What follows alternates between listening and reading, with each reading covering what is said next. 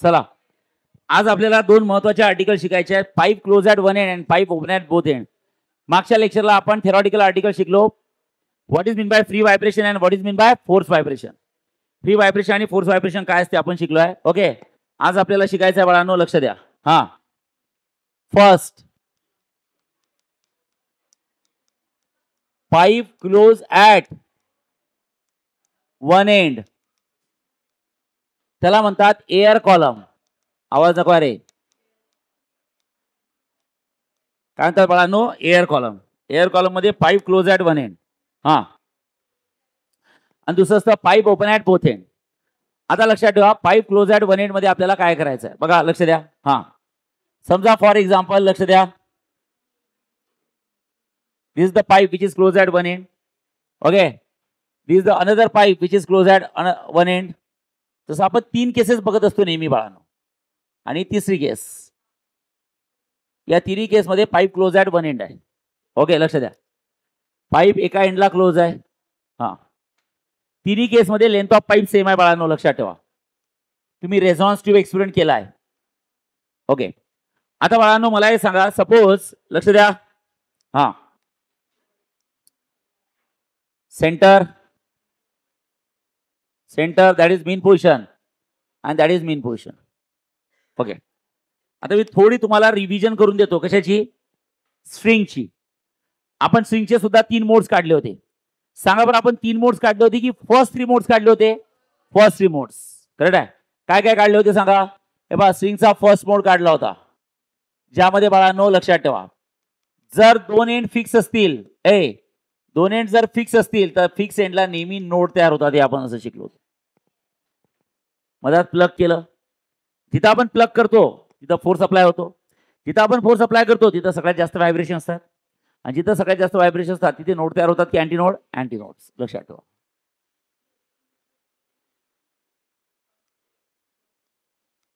Anti nodes तयार होतात. Okay, दुसऱ्या केसमध्ये आपण शिकलो होतो बाळांनो,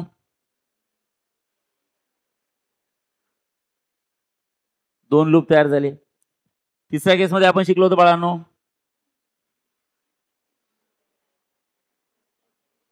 आवाज नको आहे बघा.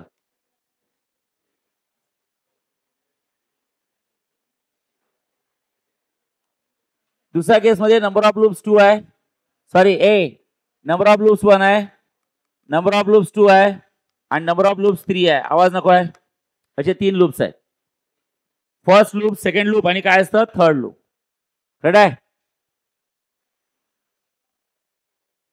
आता मला हे सांगा, आपली फंडामेंटल फ्रिक्वेन्सी ही झाली मिनिमम फ्रिक्वेन्सी, सगळ्यात कमी फ्रिक्वेन्सी आहे व्हायब्रेशनची. याच्यापेक्षा कमी फ्रिक्वेन्सीनी स्ट्रिंग व्हायब्रेट होणार नाही. मी सांगितलं तुम्हाला, स्ट्रिंग जी व्हायब्रेट होईल त्याच्यापेक्षा जास्त फ्रिक्वेन्सीनी व्हायब्रेट होईल.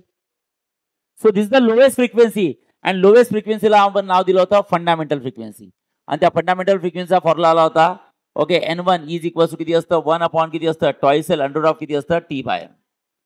ज्यामध्ये आपण सांगितलं होतं L म्हणजे असतं लेंथ ऑफ स्ट्रिंग, T म्हणजे असतं tension in the string, and small m म्हणजे असतं लिनियर मास डेन्सिटी, मास पर युनिट लेंथ. अरे ओके नाही? येस. ओके, आता बाळांनो मला हे सांगा, ओके, आपण इथे लिहिलं होतं N1 म्हणजे असतं 1 टाइम्स ऑफ N1, इथं असतं N2 म्हणजे असतं 2 टाइम्स ऑफ N1, आणि N3 म्हणजे third figure is 3 times of N1. N1 म्हणजे फंडामेंटल फ्रिक्वेन्सी, आणि फंडामेंटल फ्रिक्वेन्सीचे जे कोइफिशियंट्स असतात त्यांना आपण म्हणतो हार्मोनिक्स. आपण म्हणतो हार्मोनिक्स. फंडामेंटल फ्रिक्वेन्सीचे जे कोइफिशियंट आहे त्यांना आपण काय नाव देतो सांगा? हार्मोनिक्स. मग सांगा, स्ट्रिंगच्या केसमध्ये पहिल्या केसमध्ये कुठले हार्मोनिक्स प्रेझेंट असतात? First harmonic. दुसऱ्या केसमध्ये सेकंड हार्मोनिक, आणि तिसऱ्या केसमध्ये थर्ड हार्मोनिक्स. वैष्णवी लक्ष दे, किंजल लक्ष दे. हा, पहिली फिगर म्हणजे असतं बाळांनो फर्स्ट हार्मोनिक. लक्ष द्या रे, फर्स्ट हार्मोनिक. दुसरी फिगर म्हणजे सेकंड हार्मोनिक. लक्ष द्या. आणि तिसरी फिगर म्हणजे असतं थर्ड हार्मोनिक. आवाज नको आहे. Third harmonic. असे 3 हार्मोनिक्स असतात. मग मी जर विचारलं की बाळांनो कुठले हार्मोनिक्स प्रेझेंट असतात? इव्हन असतात, ऑड असतात की ऑल असतात? All harmonics are present. लक्ष द्या, तुम्ही इथं सरळ सांगू शकता all harmonics are present.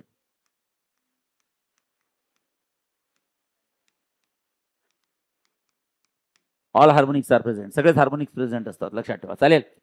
All म्हणजे काय असतं? Even as well as odd, सगळेच. ओके, आता एक लक्ष द्या.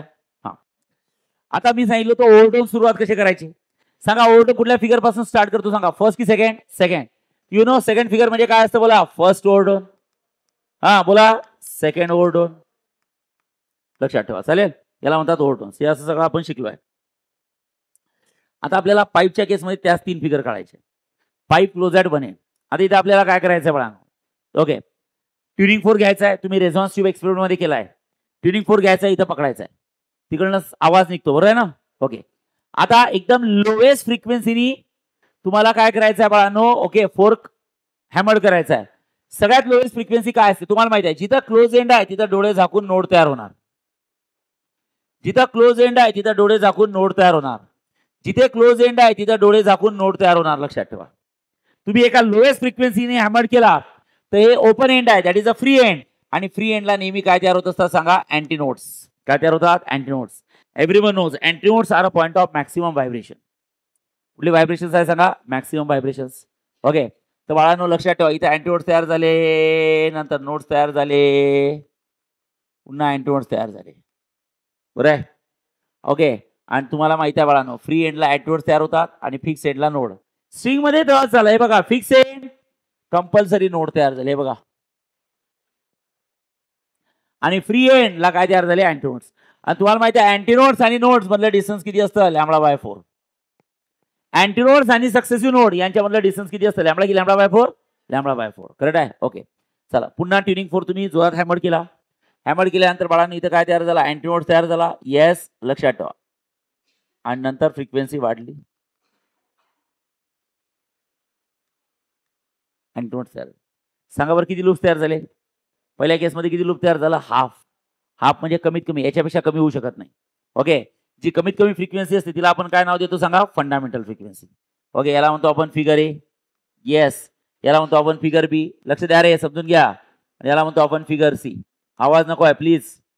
ओके, ही जी मिनिमम फ्रिक्वेन्सी असते that is called as fundamental frequency. बघा, फंडामेंटल फ्रिक्वेन्सी. अँटीनोड आणि ऍडजसेंट नोड मधलं डिस्टन्स असतं λ/4. तर एलची व्हॅल्यू झाली λ/4, याला करायचं λ1/4. करेक्ट आहे. आता फ्रिक्वेन्सी कमी झाली की वाढली, वाढली. म्हणजे मला हे सांगा, इथं काय तयार झाले, अँटीनोड्स. इथं काय तयार झाले, नोड्स. इथं काय तयार झाले, अँटीनोड्स. आणि इथं काय तयार झाले, नोड्स. सांगा, अँटीनोड्स आणि नोड्स मधलं डिस्टन्स λ/4. नोड आणि अँटीनोड मधलं डिस्टन्स λ/4. अँटीनोड आणि नोड मधलं डिस्टन्स λ/4. λ/4 plus λ/4 plus λ/4. बोला, λ/4 प्लस λ/4 प्लस λ/4 किती असतं, 3 λ/4. It's a 3 λ/4. इथं असतं λ2. सेकंड डायग्राम आहे म्हणून λ2. फर्स्ट डायग्राम आहे म्हणून λ. शेवटी लेंथ ही मी लॅम्बडाच्या फॉर्म मध्ये लिहिली, लेंथ ही मी लॅम्बडाच्या फॉर्म मध्ये लिहिली, आणि इथं सुद्धा लेंथ ही मी लॅम्बडाच्या फॉर्म मध्ये. सांगा तिसऱ्या फिगर मध्ये फ्रिक्वेन्सी कमी होणार की याच्यापेक्षा जास्त वाढणार, वाढणार. अजून जोरात हॅमर करा. अजून जोरात हॅमर केला तर ओपन एंडला काय तयार होतो, अँटीनोड्स. अँटीनोड्स, नोड्स.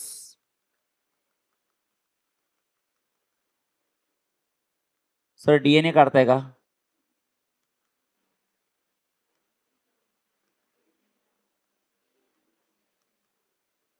मॅक्सिमम व्हायब्रेशनला आपण अँटीनोड म्हणतो, बरोबर आहे. मॅक्सिमम व्हायब्रेशनला अँटीनोड, आणि जे मीन पोझिशनला आहे तिथे काय तयार झाले, नोड्स.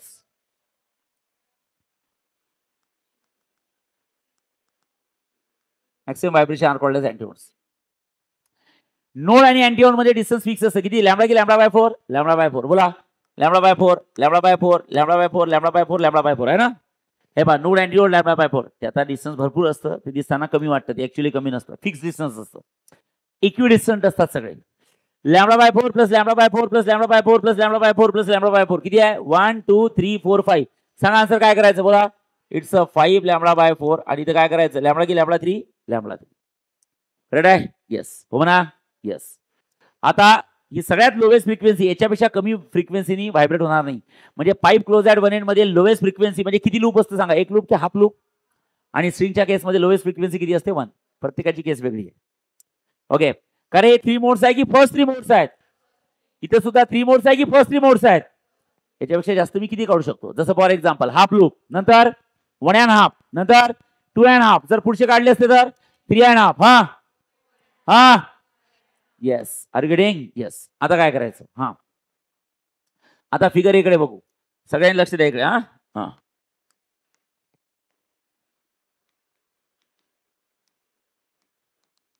फ्रॉम फिगर ए दिसतंय का, दिसतंय ना, फ्रॉम फिगर ए. आता फिगर ए कडे बघितलं तर length of pipe is equal to किती आहे सांगा, लॅम्बडा की लॅम्बडा बाय 4, लॅम्बडा बाय 4. बघा length of pipe is equal to lambda by 4, त्याला म्हणायचं लॅम्बडा 1 बाय 4, लॅम्बडा 1 बाय 4. हा 4 इकडे गेला तर 4L इज इक्वल टू किती असतं, लॅम्बडा 1. बरोबर आहे. सगळ्यांना माहिती आहे वेलोसिटी ऑफ साऊंडचा फॉर्म्युला काय, velocity is equal to frequency into wavelength. पहिल्या फिगर साठी फ्रिक्वेन्सी लॅम्बडा 1 घेतली आणि वेव्हलेंथ लॅम्बडा 1 घेतली, फ्रिक्वेन्सी N1 आणि वेव्हलेंथ लॅम्बडा 1. पण वेलोसिटी ऑफ साऊंड फिक्सच आहे.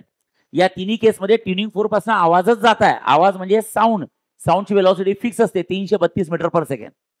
जसं लाईटची वेलोसिटी फिक्स आहे 3 × 10⁸ मीटर पर सेकंड, तशी साऊंडची वेलोसिटी फिक्स आहे किती, ओके 332 मीटर पर सेकंड, 332 मीटर पर सेकंड. त्यामुळे तिथं V1 V2 नाही लिहायचं, लक्षात ठेवा.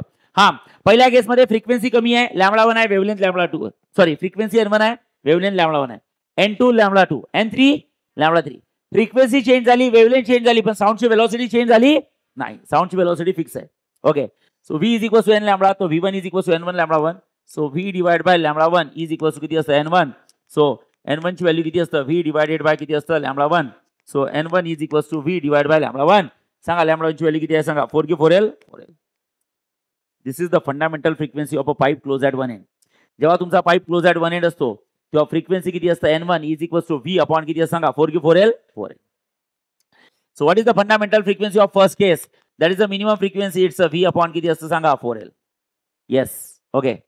आता हे झालं फिगर ए. त्यानंतर आता इथे करायचं बाळांनो from figure B. From figure B सांगा फिगर बी मध्ये काय असतं बोला.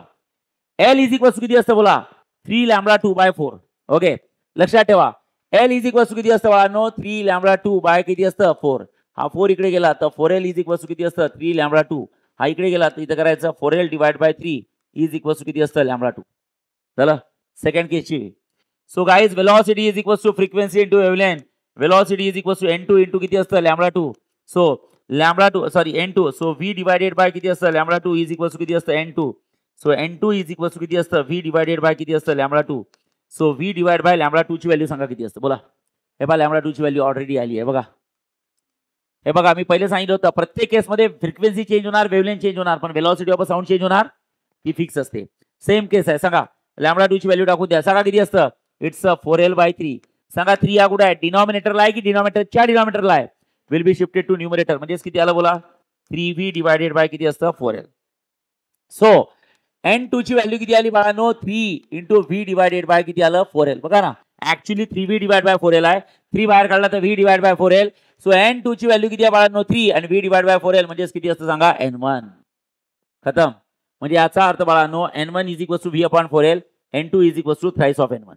Okay N1 is equal to V upon 4L आणि N2 इज इक्वल टू किती असतं 3 टाइम्स ऑफ N1.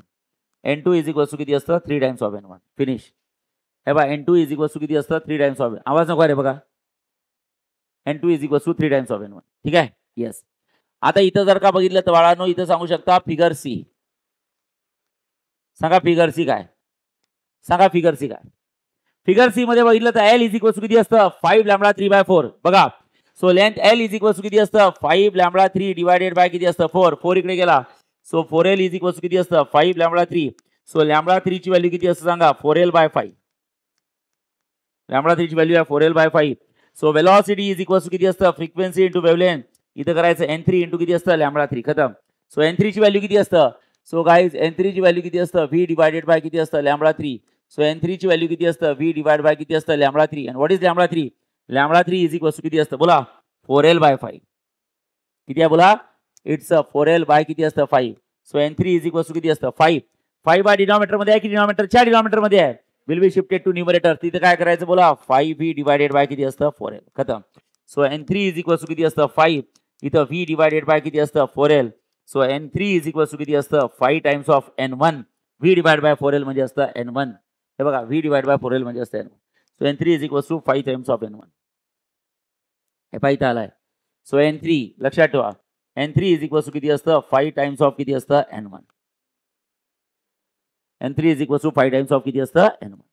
सांगा बरं बाळांनो मला हे सांगा, जेव्हा आपण pipe close at one end घेतलं होतं म्हणजे स्ट्रिंगचे एक्झाम्पल्स घेतले होते, तर स्ट्रिंग्स मध्ये आपण बघा बरं कुठले हार्मोनिक्स आले होते 1 2 3. कुठले हार्मोनिक्स होते, इवन होते, ऑड होते की ऑल होते, 1 2 3 4 5 6 ऑल होते. आता पाईपच्या केसमध्ये बघा बरं, N1 ची व्हॅल्यू आली आहे N1, N2 ची व्हॅल्यू आली आहे बाळा नो ट्वाइस N1 आणि N3 ची व्हॅल्यू आली आहे 5. तर तुम्ही सरळ सांगू शकता ओके, सो N1 ला आपण लिहू शकतो 1 टाइम्स ऑफ N1, N2 ला आपण लिहू शकतो 3 टाइम्स ऑफ N1 आणि N3 ला आपण लिहू शकतो बाळांनो 5 टाइम्स ऑफ N1. N1 म्हणजे काय असतं, फ्रिक्वेन्सी की फंडामेंटल फ्रिक्वेन्सी? Fundamental frequency. आणि फंडामेंटल फ्रिक्वेन्सीचे जे कोइफिशियंट्स आहेत त्याला आपण काय म्हणतो सांगा, हार्मोनिक्स.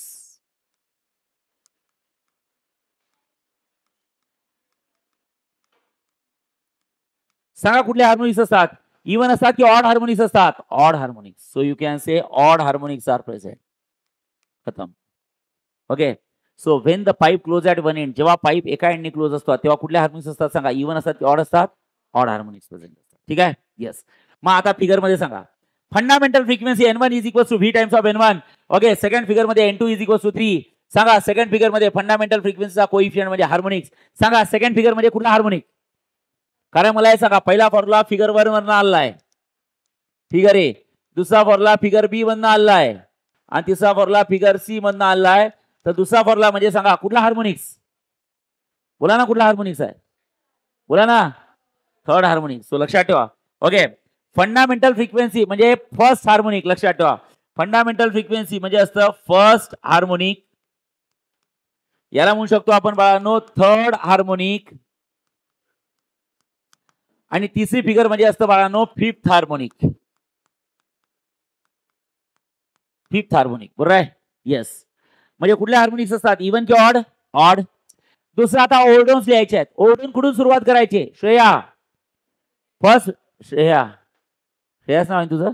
मग झोपू नको ना. हा, ओव्हरडोन्स कोणापासून सुरू करायचे, फर्स्ट फिगर की second figure? Second figure. Overtone कधी इवन ऑड असतात की नॅचरल नंबर्स असतात? Natural number. सो मला हे सांगा, फर्स्ट ओव्हरडोन, हा सेकंड ओव्हरडोन, हा बरोबर आहे? येस. अरे ओके नाही? येस. आता मला हे सांगा, का रे फर्स्ट ओव्हरडोन म्हणजे कितवा हार्मोनिक? ए बैताळे हो, फर्स्ट ओव्हरडोन म्हणजे कितवा हार्मोनिक? सेकंड ओव्हरडोन म्हणजे हा का रे 3 मोड्स आहे की फर्स्ट 3 मोड्स आहेत? याच्या पुढे असू शकतात ना, सांगा. थर्ड ओव्हरडोन म्हणजे बोला ना, फोर्थ ओव्हरडोन, फिफ्थ ओव्हरडोन, सिक्स्थ ओव्हरडोन. सर तुम्ही ते 1 2 3 4 नॅचरल नंबर बरोबर म्हणा, आम्हाला ऑड नंबर्स पुढे पुढे घेऊन जायचे. आणि थर्ड का 100वा ओव्हरडोन. आता सिक्वेन्सनी बोललो असतं जमलं असतं. सांगा 100वा ओव्हरडोन. 103, 101.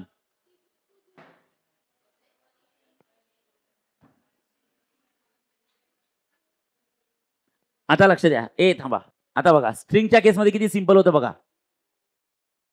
स्ट्रिंगच्या केसमध्ये किती सिंपल होतं सांगा. First overtone, second overtone, third overtone. तुम्हाला काहीच करायचं नाही. 100वा ओव्हरडोन 101 नंबरचा हार्मोनिक.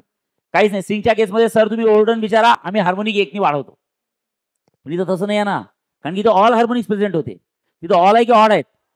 म्हणजे याचा अर्थ 2चा गॅप पडत आहे, बरोबर आहे? त्यासाठी मी तुम्हाला एक एनसीईआरटीतला स्टँडर्ड फॉर्म्युला लिहून देतो. आता तुम्ही तसं डायरेक्ट म्हटलं 100वा ओव्हरडोन, तर तुम्ही काय बोलले? नाही. बघा फंडामेंटल हे पहा, frequency of a pipe which is close at one end, NC. Frequency of a pipe which is close at one एंडचा फॉर्म्युला असतो twice q plus 1 into v up into fundamental frequency. थांबा रे, fundamental म्हणजे पहिली. So NC is equal to twice q plus 1 आणि पहिली frequency असतं v upon 4L. So V upon 4L is a fundamental frequency. हे बघा, आणि फंडामेंटल फ्रिक्वेन्सीचा कोइफिशियंट म्हणजे कोण असतो सांगा? हार्मोनिक्स. अरे बोला ना, कोण असतं? म्हणजे याचा अर्थ टॉइस क्यूब प्लस 1 कोण आहे सांगा? हार्मोनिक्स आहे. व्ही अपॉन 4L म्हणजे फंडामेंटल फ्रिक्वेन्सी. फंडामेंटल फ्रिक्वेन्सीचा कोइफिशियंट म्हणजे कोण असतं? हार्मोनिक्स असतं. सो टॉइस क्यू प्लस 1 कोण आहे सांगा? हार्मोनिक आहे. टॉइस क्यू प्लस 1 हार्मोनिक असेल तर त्यातला क्यू कोण आहे माहिती आहे का? ओव्हरडोन आहे. कोण कोण आहे? ओव्हरडोन. कसं काय सर, क्यू ओव्हरडोन कसं झाला सांगतो मी. बघा क्यू ओव्हरडोन कसं झालं. क्यू ओव्हरडोन कसं झालं बघा. हा, आता एक काम करा, तुम्हाला एक डेमो देतो. क्यू ची व्हॅल्यू 1 टाका, म्हणजे पहिला ओव्हरडोन. तर कितवा हार्मोनिक सांगा? क्यू ची व्हॅल्यू 1 टाका. नाही तर बोला ना, बोला ना. क्यूची व्हॅल्यू 1 टाकली तर हार्मोनिक कितवा येतो 2 × 1 2 2 + 1 3 म्हणजे पहिला ऑर्डर म्हणजे थर्ड हार्मोनिक. पहिला ऑर्डर म्हणजे थर्ड हार्मोनिक. क्यूची व्हॅल्यू 2 टाका. क्यूची व्हॅल्यू 2 5 बघा दुसरा ऑर्डर म्हणजे फिफ्थ हार्मोनिक. म्हणजे याचा अर्थ आपला फॉर्म्युला करेक्ट आहे की रॉंग आहे? करेक्ट आहे. आता सांगा 100वा ऑर्डर म्हणजे कितवा हार्मोनिक?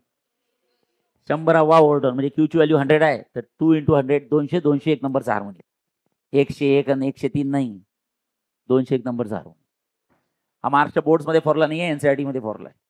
तिकडे फरक पडत नाही का बरं? तिकडे काय तुम्ही हार्मोनिक सांगा मी तुम्ही ओरडून सांगा मी हार्मोनिक एकनी वाढवतो कारण की तिथं ऑल हार्मोनिक्स प्रेझेंट असतात. तिथं ऑल आहे की ऑड आहे तिथं फॉर्म्युला यूज केला होता. Are getting? हे लक्षात ठेवा. हे मॉर्निंग बॅचवाल्यांना नाही सांगितलं तुम्ही सगळे हुशार आहे ना एवढ्या संध्याकाळी क्लासला येता म्हणून सांगितलं. समजलंय ना? येस ओके हा ए आणि तुम्हाला जर म्हटलं pipe close at one end असेल तर फ्रिक्वेन्सीचा रेशो काय असतो बोला? N1:2 N2:2 N3 किती असतं बोला? 1:3 किती असतं बोला? 5. N1 = 1 times of N1 N2 = 3 times of N1 आणि N3 = 5 times of N1. So N1:N2: N3 किती असतं बोला? 1:3:5 किती असतं बोला? 1:3:5 किती असतं बोला? 1:3:5 खतम. N1:N2: N3 किती असतं? 1:3 किती असतं? 5. अरे बोला ना 1:3 किती असतं? 5. अरे हो की नाही? Are you getting? Yes. This is the complete concept called as pipe close at one end. Okay notes मध्ये पूर्ण डेरिव्हेशन दिलाय. अदरवाईज तुम्हाला याची मी लिंक पाठवून देतो चालेल? तुम्ही इथनही करू शकता. हो म्हणा. तुम्ही तर हो म्हणत आहे नाही. बघा नोट्स काढा.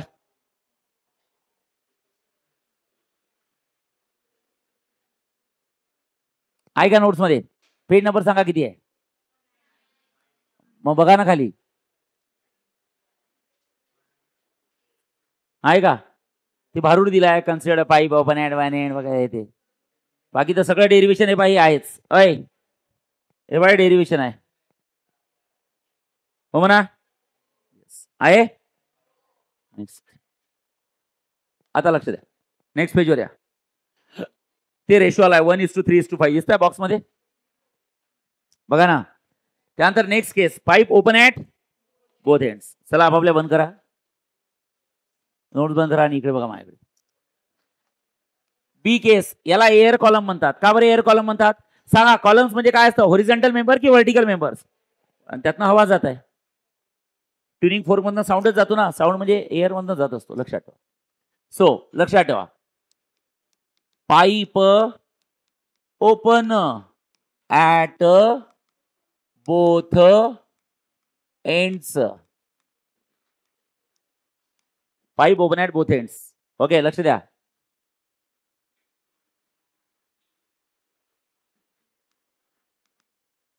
ठीक आहे रे.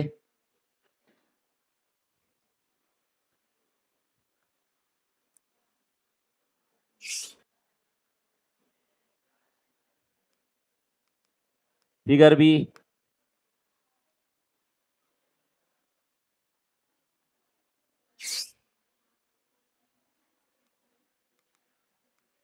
Figure C. आय चुप राहा. वाटतात का रे? कमी जास्त वाटतात? बरोबर वाटतात? आता बरोबर वाटते?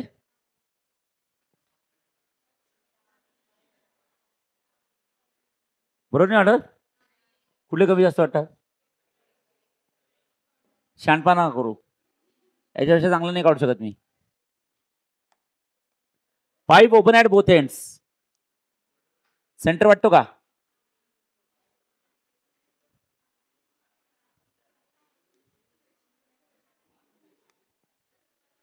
आवाज नको आहे. थर्ड वाला काय? काय नाही वाटत? काय? सुंदर. चला बघा. आता pipe close at one end. प्रत्येकाचे 3 मोड्स आहेत. 3 मोड्स आहे की फर्स्ट 3 मोड्स आहे? पहिला मोड कुठला आहे? नॉर्मल मोड आहे की फंडामेंटल फ्रिक्वेन्सी आहे? Fundamental frequency. लक्ष दे. अगं बाई फंडामेंटल.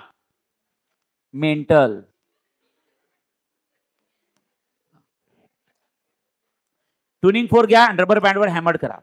लोवेस्ट फ्रिक्वेन्सीने हॅमर करा, सगळ्यात कमीत कमी. तुम्हाला माहित आहे फ्री एंडला नेहमी काय तयार होत असतात, अँटीनोड्स. आणि किती फ्री एंड आहे, 1 की 2? 2.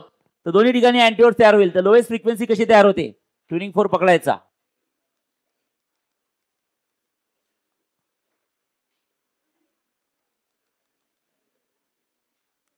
अँटीनोड्स मधात काय असतो, नोड. अँटीनोड्स. आवाज नको रे.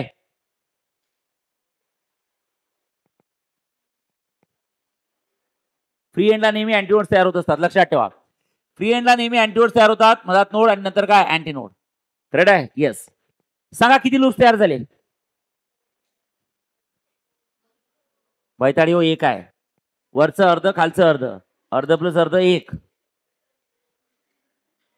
म्हणून तुम्ही जास्त क्वेश्चन विचारतच नाही, मला टेन्शन येते. 2 लूप तयार झाले की एक. नंतर तुम्ही रबर बँड थोडा जास्त फ्रिक्वेन्सीने हॅमर केला. सांगा आता लूप्स कमी होतील की वाढतील, वाढतील. सांगा किती होतील, बोला ना. तिथं काय झालं होतं, हाफ, 1.5, 2.5. आता इथे किती आहे, 1. हा, नंतर 3. पण लक्षात ठेवा ओपन एंडला नेहमी अँटीनोड्स तयार होत असतात. हा,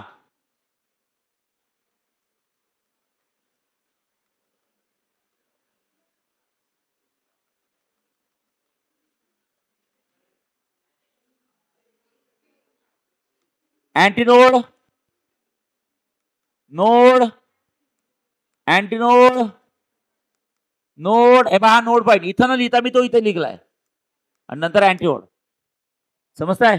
सगळा किती लूप तयार झाले, 2. हा कंप्लीट आणि हाफ हाफ, हाफ हाफ 1 आणि हा 1, 1 + 1 2. आता किती लूप तयार होईल, कुठले कसे 3 होईल, 2 लूप कंप्लीट आणि हाफ हाफ.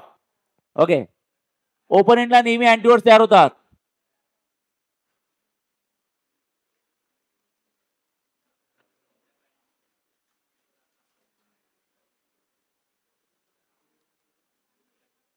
बरोबर आहे, हो म्हणा, येस. सांगा ओपन एंडला काय तयार होतात, अँटीनोड, नंतर नोड, नंतर अँटीनोड, नंतर नोड. तसे अँटीनोड आणि नोड हे अल्टरनेट असतात.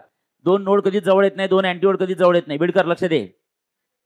हा, लक्ष द्या. आकून झाला अँटीनोड, आकून झाला सांगा नोड, आणि आकून झाला आंटी. सांगा तिन्ही केस मध्ये पाईपची लेंथ काय, सेम. ओके, लक्ष द्या ममता. तिन्ही केस मध्ये पाईपची लेंथ सेम आहे. आता लॅम्बडाच्या फॉर्म मध्ये आन्सर सांगा, बोला. अँटीनोड आणि नोड मधलं डिस्टन्स किती असतं, हा, λ/4 + λ/4, 2 λ/4 म्हणजेच λ/2. पहिली फिगर आहे म्हणून λ1 करा. हा, λ/4, λ/4, λ/4, λ/4. बोला किती λ/4, 1 2 3 4, 4 λ/4 म्हणजेच किती, लॅम्बडा. तिथं असतं λ2, λ/4, λ/4, λ/4, λ/4, λ/4, λ/4. 1 2 न 1 2 3 4 5 6, 6 λ/4 म्हणजेच किती असतं, 3 λ/2 म्हणजे λ3, हे λ2. से यस, यस, हो म्हणा, यस. ओके, लक्ष द्या. हा, figure A, figure B, figure C. आता प्रत्येकाचं सॉल्व करायचं आहे, करू शकता तुम्ही सॉल्व. ओके, सांगा फिगर ए वरनं जर बघितलं तर लक्ष द्या. ओके, हा अगं बाई इतना बडा. हा, फिगर ए मध्ये एल ची व्हॅल्यू किती आहे, बोला सांगा. एल ची व्हॅल्यू किती आहे, लॅम्बडा की λ/2, λ1/2.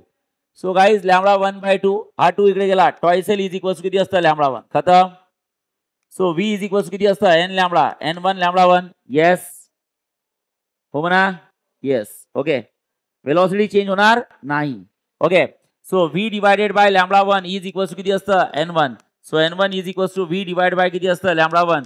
सो v डिवाइड बाय λ1 ची व्हॅल्यू किती आहे, ट्वाइस एल. सांगा n1 ची व्हॅल्यू किती असतं, v अपॉन किती असतं, ट्वाइस एल. खतम. n1 ची व्हॅल्यू आहे v अपॉन ट्वाइस एल. हा, सो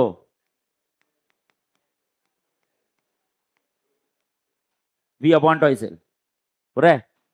फिगर बी सांगा काय करायचं, फिगर बी बोला.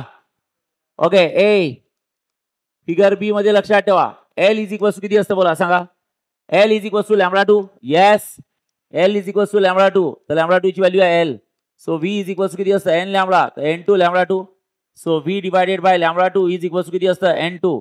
So n2 is equals to किती असतं v अपॉन किती असतं lambda 2. So n2 is equals to किती असतं v अपॉन किती असतं l. पण मला n1 म्हणजे फंडामेंटल फ्रिक्वेन्सीच्या फॉर्म मध्ये काढायचं आहे. So n2 is equals to v upon किती असतं l.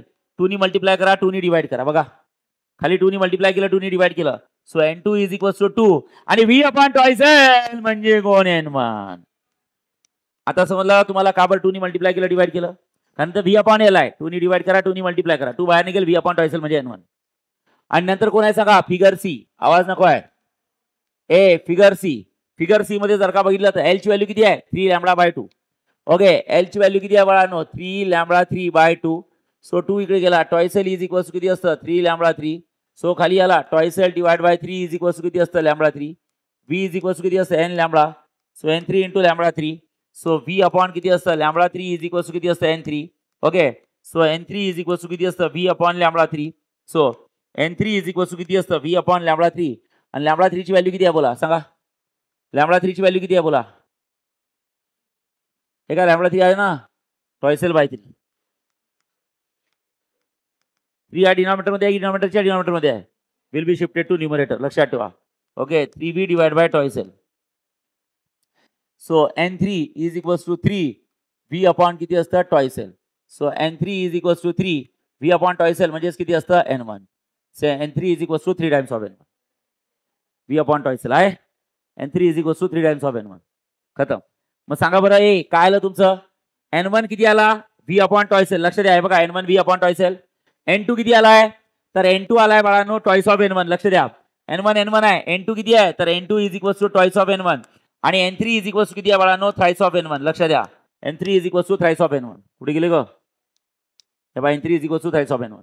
तर तुम्हीच मला हे सांगा ए बाळांनो n1 म्हणजे असतं 1 times of n1. n2 is equals to किती असतं बाळांनो 2 टाइम्स ऑफ n1 आणि n3 इज इक्वल्स टू किती असतं बाळांनो 3 टाइम्स ऑफ n1. n1 म्हणजे फंडामेंटल फ्रिक्वेन्सी. फंडामेंटल फ्रिक्वेन्सीचे जे कोइफिशियंट्स आहे त्याला आपण काय म्हणू शकतो सांगा हार्मोनिक्स. फंडामेंटल फ्रिक्वेन्सीचे जे कोइफिशियंट आहे त्याला काय म्हणायचं आपण हार्मोनिक्स. सांगा कुठले हार्मोनिक्स स्पेस असतात इवन ऑड की all. All even as well as all.